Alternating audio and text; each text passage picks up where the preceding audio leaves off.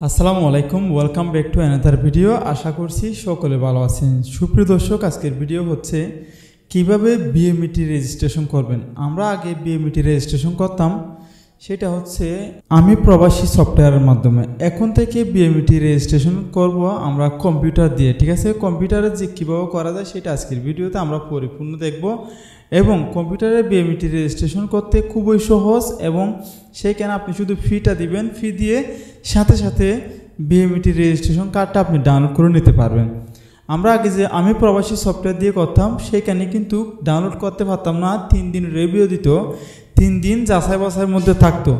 3 দিন পরে গিয়ে তারপরে যাচাই বাছাই করে সেটি তারা ওকে দিত। তারপর আমরা সেই সময়টার মধ্যে বিএমইটি কার্ডটা নিয়ে, রেজিস্ট্রেশন কার্ডটা নিয়ে আমরা ট্রেনিংয়ে যেতাম। ঠিক আছে, এখন থেকে সেরকম না। এখন থেকে আপনি সরাসরি ডাউনলোড করে নিয়ে নেবেন। ডাউনলোড করার পরেই আপনি যাইতে পারবেন, আপনি আবেদন করতে পারবেন ট্রেনিংয়ের জন্য। ঠিক আছে দর্শক, আজকে বিএমইটি রেজিস্ট্রেশন করাটা আমরা কম্পিউটারে দেখাবো, একেবারে পরিপূর্ণ দেখাবো ইনশাল্লাহ। ভিডিওটি খুবই মনোযোগ সহকারে শুনবেন। গাইস, ইতিমধ্যে আমরা বেশ পর্ব আপনাদেরকে দিয়েছি। ইতিমধ্যে যারা আমাদের পূর্বের পর্বগুলো দেখেন নাই তাদেরকে দেখে আসার জন্য অনুরোধ করা হলো, আর যারা দেখেছেন তাদেরকে অসংখ্য ধন্যবাদ। গাইস, আমার কথা হচ্ছে গিয়ে আপনাদেরকে একটা ফ্রি প্যাকেজ দেব। ঠিক আছে, আপনারা যারা পুরাতন আমার চ্যানেলটা দীর্ঘদিন ধরে ফলো করাচ্ছেন, হয়তো আপনারা অনেকেই আমার কাছ থেকে ফ্রি প্যাকেজটি নিয়েছেন। আর যারা ফ্রি প্যাকেজটি এখনও নেন নাই তাদেরকে ফ্রি প্যাকেজটি দেবো ইনশাল্লাহ। তো ফ্রি প্যাকেজটি আমি নেক্সট ভিডিওতে দেওয়ার জন্য চেষ্টা করব, আর নেক্সট ভিডিওতে ইনশাল্লাহ ফ্রি প্যাকেজটি আপনারা নিতে পারবেন আমার কাছ থেকে। আর যারা অলরেডি পেয়েছেন তাদেরকে অসংখ্য ধন্যবাদ। যারা এখনও ফ্রি প্যাকেজটি পান নাই তারা কমেন্ট বক্সে জানাতে পারেন। যারা পেয়েছেন তাদের তো আর বলতে হবে না, যারা পান নাই তারা আমার কমেন্ট বক্সে জানাতে পারেন। ইনশাল্লাহ নেক্সট ভিডিওতে সবাইকে প্যাকেজটি দিব ইনশাল্লাহ। প্যাকেজটিতে অনেক অনেক অনেক কিছু আপনারা সেখানে পেয়ে যাবেন ইনশাল্লাহ। যারা কম্পিউটার অপারেটর রয়েছেন তাদের জন্য অত্যন্ত গুরুত্বপূর্ণ এই প্যাকেজটি হতে যাচ্ছে। গাইস, আমরা চলে যাচ্ছি মেন ভিডিওতে। Let's get started.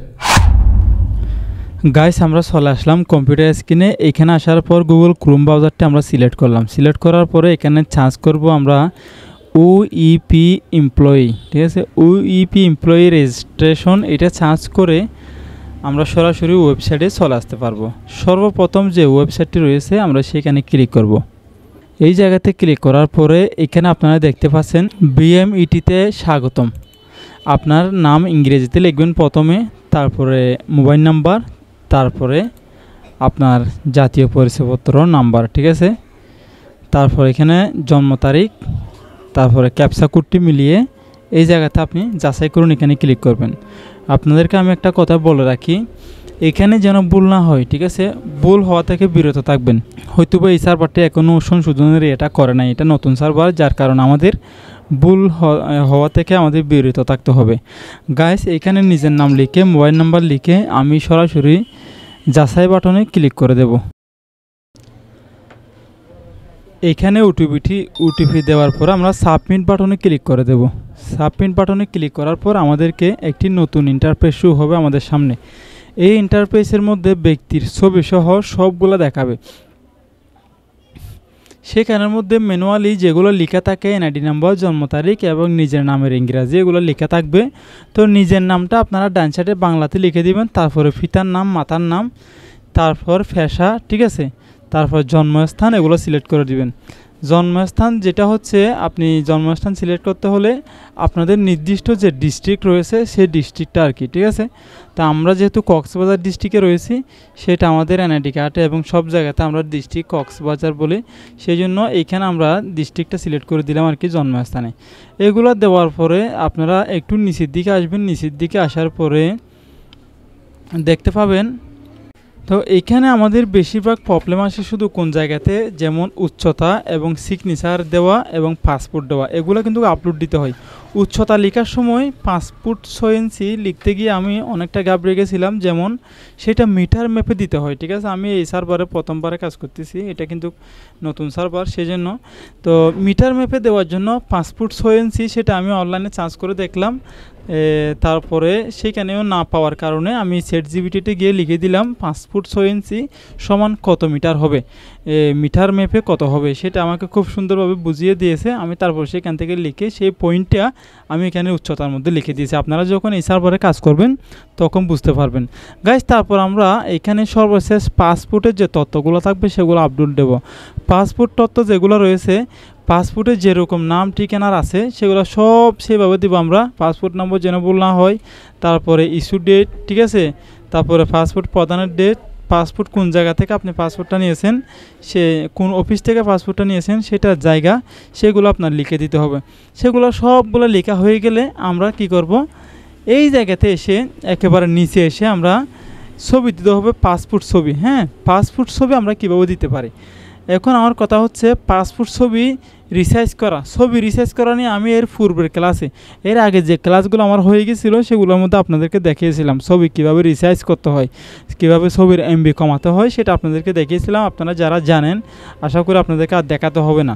তো আমি ফটোশপের মাধ্যমে পাসপোর্টটাকে এমবি কমিয়ে রাখছি, তারপরে সিগনেচারটাকে এমবি কমিয়ে রাখছি, সিগনেচার সাইজটাও দিয়ে রাখছি, ঠিক আছে।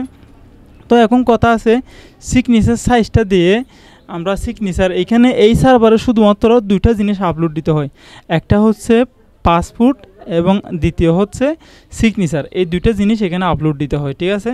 বাকি যে ছবিটা থাকে সেই ছবিটা এটা অটোমেটিকলি ছবিটা চলে আসে আমাদের আইডি কার্ড থেকে, ঠিক আছে গাইস। এখন আমি তারপর সর্বশেষ কাজ হয়ে গেলে এই সার্ভারে কী করি, সংরক্ষণ করুন আমি ক্লিক করে দেব গাইস। তারপর আমরা আরেকটি স্টেপে চলে আসলাম। এখানে আসার পরে আমরা এডিট করার একটা সুযোগ পেয়েছি, এবং যদি কোনো ধরনের এডিট থাকে, কোথাও যদি ভুল হয়ে থাকে, আমরা সিগনেচার এবং পাসপোর্ট সব তথ্য দিয়েছি এবং সবগুলোর ঠিকানা, ব্যক্তিগত তথ্য সব পূরণ করেছি। এগুলা আপনি যদি কম্পিউটারের দোকানদার হয়ে থাকেন, আপনি ন্যূনতম অনলাইনে যদি কাজ বুঝেন, অনলাইনে কাজ বুঝেন, তাহলে এটা আপনাকে দেখিয়ে দিতে হবে না। জাস্ট একটু পাসপোর্ট থেকে দেখে আইডি কার্ড থেকে দেখে সব কাজগুলো আপনারা করতে পারেন। মূল কথায় ব্যক্তির পাসপোর্টটাই যথেষ্ট, পাসপোর্ট থেকে সব দেখতে পারবেন, ঠিক আছে।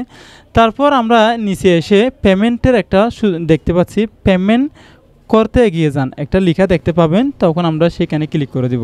সবগুলো ঠিক আছে, আমাদের এগুলা আমরা দেখেছি, যাচাই বাছাই করে দেখেছি। দেখার পর আমরা পেমেন্ট করতে এগিয়ে যান, সেখানে আমরা ক্লিক করে দেব।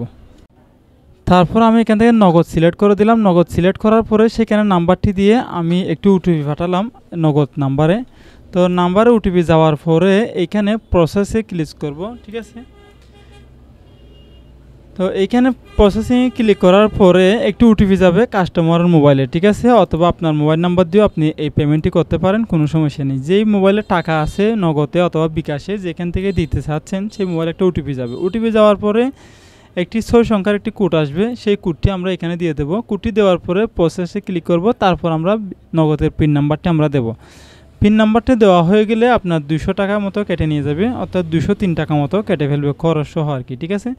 সেটা কাটার পরে সাথে এরকম একটি রেজিস্ট্রেশন কার্ড ডাউনলোড নামে একটা অপশন আসবে, সেখানে ক্লিক করে দিলাম। ক্লিক করার পরে রেজিস্ট্রেশন কার্ডটি অলরেডি আমার ডাউনলোড হয়ে গিয়েছে।